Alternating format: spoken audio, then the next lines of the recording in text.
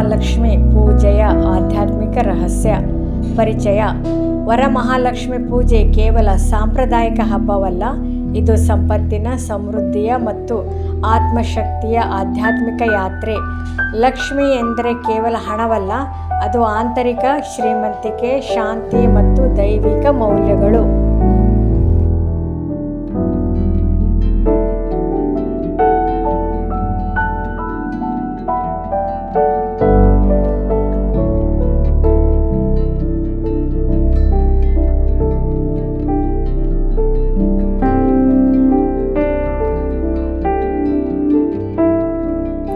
ಆಧ್ಯಾತ್ಮಿಕ ಅರ್ಥ: ಲಕ್ಷ್ಮಿ = ಶಕ್ತಿ ಪ್ಲಸ್ ಸತ್ವವೃತ್ತಿ, ದೈಹಿಕ, ಮಾನಸಿಕ, ಆತ್ಮಿಕ ಶಕ್ತಿಗಳ ಸಮನ್ವಯ.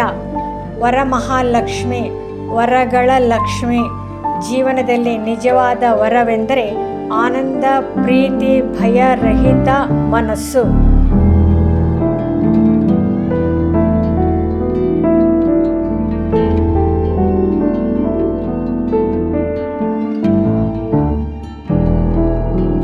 ಪೂಜೆ ಆಮಂತ್ರಣ: ದೇವಿಯನ್ನು ಬಾಹ್ಯವಾಗಿ ಆಹ್ವಾನಿಸುವುದು, ಆದರೆ ಆಕೆ ನೆಲೆಸುವ ನಿಜವಾದ ಸ್ಥಳ ನಮ್ಮ ಹೃದಯ. ಅಷ್ಟಲಕ್ಷ್ಮಿ ತತ್ವ: ಧನ, ಧಾನ್ಯ, ಧೈರ್ಯ, ವಿಜಯ, ವಿದ್ಯಾ, ಸಂತಾನ, ದೈವಿ ಕೃಪೆ, ಸಮೃದ್ಧಿ ಇವೆಲ್ಲವೂ ಆಂತರಿಕ ಗುಣಗಳಿಂದ ಬರುತ್ತವೆ.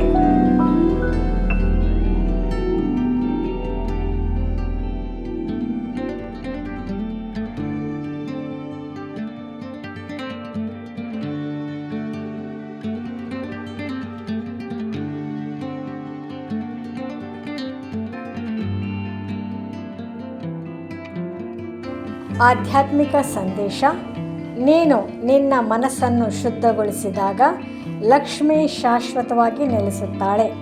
ಸಂಪತ್ತಿನ ಮೂಲ: ಸತ್ಯ, ಶಾಂತಿ, ಪ್ರೀತಿ, ಧರ್ಮ, ಅಹಿಂಸೆ. ಲಕ್ಷ್ಮಿ ನಿತ್ಯವಾಗಿರಲು ಕೃತಜ್ಞತೆ ಮತ್ತು ದಾನ ಮನೋಭಾವ ಅವಶ್ಯ.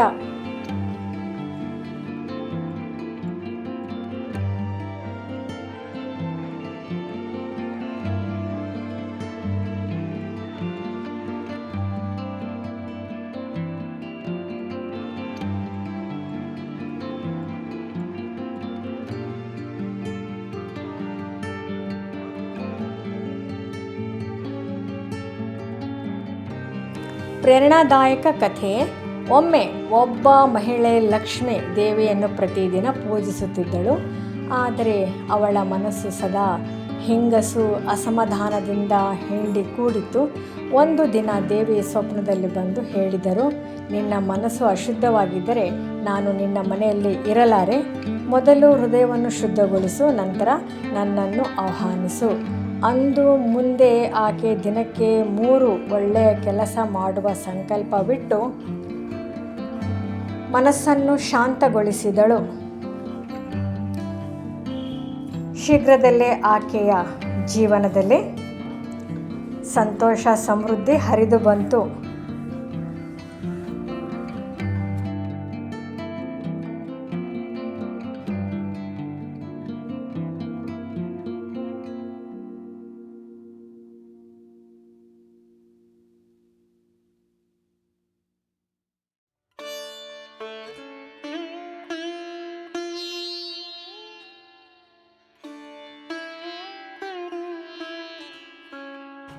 ಜೀವನ ಪಾಠ: ವರಮಹಾಲಕ್ಷ್ಮಿ ಪೂಜೆಯ ನಿಜವಾದ ಫಲ ಕೇವಲ ದೀಪ, ಹೂ, ಪ್ರಸಾದದಲ್ಲಿ ಅಲ್ಲ, ಅದು ನಮ್ಮ ಆತ್ಮದ ಸುಂದರೀಕರಣದಲ್ಲಿ ಇದೆ.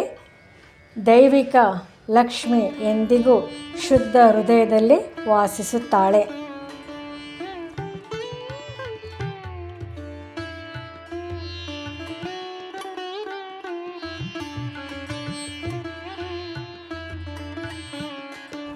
ಮೂಲ ಸಂದೇಶ: ಲಕ್ಷ್ಮಿಯನ್ನು ಮನೆಯಲ್ಲಿ ಕಾಯ್ದುಕೊಳ್ಳಲು ಮನಸ್ಸನ್ನು ಮಂದಿರವನ್ನಾಗಿ ಮಾಡು, ಪ್ರೀತಿಯನ್ನು ದೀಪವನ್ನಾಗಿ ಬೆಳಗಿಸು, ದಾನವನ್ನು ಪುಷ್ಪವನ್ನಾಗಿ ಅರ್ಪಿಸು.